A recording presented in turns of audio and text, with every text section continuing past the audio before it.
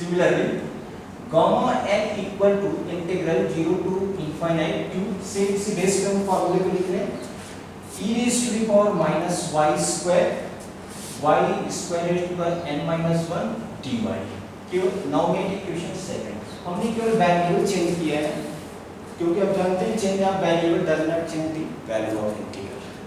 अब हम उस फॉर्मूले को प्रूव करने के लिए इक्वेशन फर्स्ट और सेकंड को मल्टीप्लाई करें। Multiplying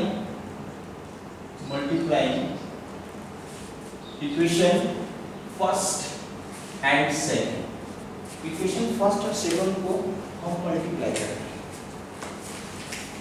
multiplying equation first and second, then gamma m into gamma n, that is the left hand side, gamma n into gamma n. This imply 2 into 2 is 4, double integral 0 to infinite e raised to the power exponential term को हम एक साथ consider करते हैं minus x square plus y square x raised to the power 2 m minus 1 y raised to the power 2 n minus 1 dx dy, that is equation number 3। हमने equation 1 and 2 को multiply करके एक इक्वेशन थर्ड को create कर दिया है। अब अपना मेन मकसद है इस इंटीग्रल को सॉल्व करना। तो सबसे जरूरी बात यह है कि इस इंटीग्रल को सॉल्व करने के लिए हम इसको पोलर फॉर्म में चेंज करेंगे, क्योंकि जैसे हम इसे पोलर फॉर्म में चेंज करते हैं ये इंटीग्रल बहुत ही आसानी से सॉल्व हो जाता है।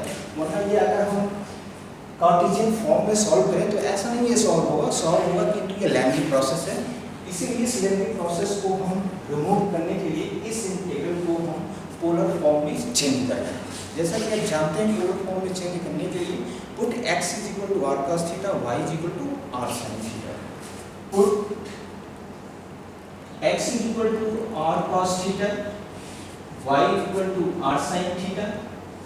तो this imply x square plus y square is equal to r square, r square x square equal to y square r square.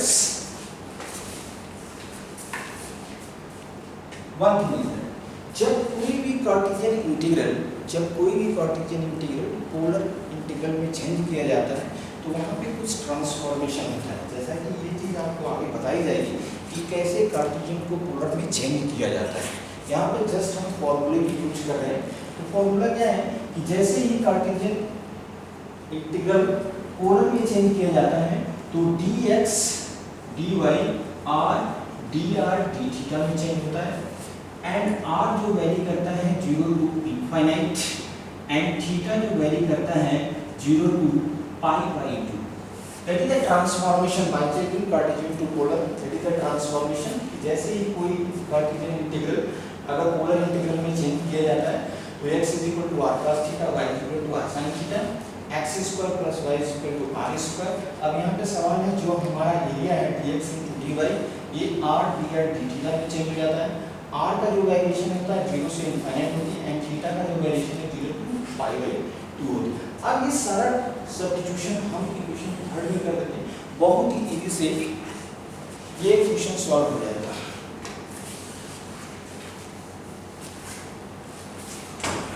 बहुत इजी से चलिए पुट करिए 4 थीटा का value 0 to pi by 2 integral 0 to infinite e raised to the power minus r square x is equal to r cos theta raised to the power 2 m minus 1 and y raised to the power r sin theta raised to the power 2 n minus 1 and dx is r dr dt। तो ये पूरी integral polar coordinate में change हो गया। अब अपना यहाँ पे क्या था, पोलर वाले मतलब कार्टेशियन r वाले टर्म को एक साथ करना है, थीटा वाले टर्म को एक साथ करना है। तो देखिए यहाँ पे 4 0 to pi by 2 that is the ये थीटा वाला टर्म है। This imply cos raised to the power 2 m minus 1 theta into sin raised to the power 2 n minus 1 theta d theta. ये हमने थीटा वाले टर्म को एक साथ कर लिया। सेम इसी तरह हम r वाले टर्म को into double integral 0 to pi by 2 r वाले टर्म को e raised to the power minus r square। देखिए if r raised to the power 2 m minus 1 theta and r raised to the power 2 n minus 1 combining these two होते तो r raised to the power 2 m plus 1 minus 1 theta। that is the complete integral by transforming into polar coordinate. अब आप ध्यान से देखें कि gamma m into gamma n ये जो फॉर्मूला आया हुआ है, अगर ये आप चीज ध्यान से देखें तो ये क्या है, फ्रॉम इक्वेशन फर्स्ट से देखें इसकी वैल्यू है क्या, तो अपने सुविधा के लिए हम क्या कर रहे हैं, इस 4 को 2 into 2 के फॉर्म में लिख रहे हैं, 2 into 2 के फॉर्म में। तो ये पूरी जो इंटीग्रल की वैल्यू है गामा m plus 1 है फ्रॉम फर्स्ट इक्वेशन से इस पूरी इंटीग्रल की वैल्यू है गामा m plus n। तो अब हुआ क्या, 2 integral 0 to pi by 2 cos raised to the power 2 to m minus 1 theta sin raised to the power 2 to m minus 1 theta d theta into gamma m plus n, that is the complete integral gamma m into gamma n। अब उस फॉर्मूले में जो आपको question दिया उसको prove करने के लिए कुछ नहीं करेंगे हम, गामा m plus 1 and 2 से लेफ्ट हैंड साइड हम डिवाइड कर देते हैं,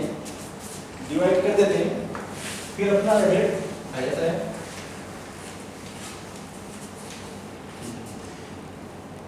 gamma m into gamma n divided by 2 gamma m plus n, this imply integral 0 to pi by 2 cos raised to the power 2 m minus 1 theta into sin raised to the power 2 m minus 1 theta d theta।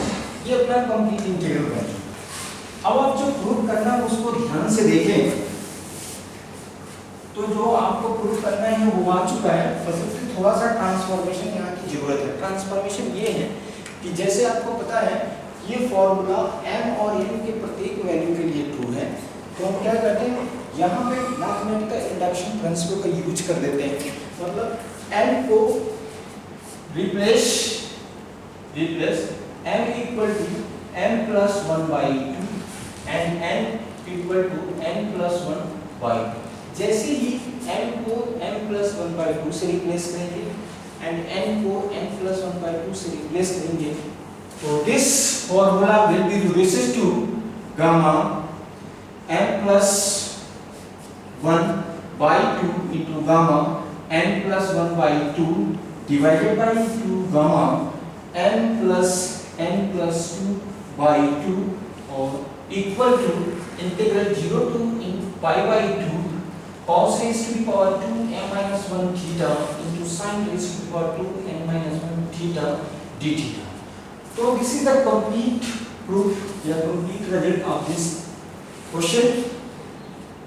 This is the complete, ये ध्यान रहे ये ऐसा formula है gamma function का जो काफी important है और मैक्सिमम न्यूमेरिकल जो होते हैं इसी फॉर्मूले पे पूछे जाते हैं। तो ये फॉर्मूला एज ए प्रूफ भी याद करें हम, और एज ए फॉर्मूले के तौर पे आपको याद होना चाहिए कि 0 to pi by 2 cos raised to the power m minus 1 theta into sin raised to the power 1 theta is equal to in term of gamma function ये होता है। मतलब अगर कोई भी इंटीग्रल इस फॉर्म का आता है तो हमें इसको इंटीग्रेट करने की जरूरत नहीं है, सीधे हमें m और n की वैल्यू देखना है और m n की वैल्यू यहाँ पर सब्स्टिट्यूट करके कैलकुलेट कर देना। तो हमें ये क्या होता है, सिंपल कैलकुलेशन करने से हमें इसकी कंप्लीटेड इंटीग्रल की वैल्यू इवैल्यूएट हो जाती है। Thank you very much for watching this lectures. In the next lecture we shall start the numerical problem of gamma function. Thank you very much.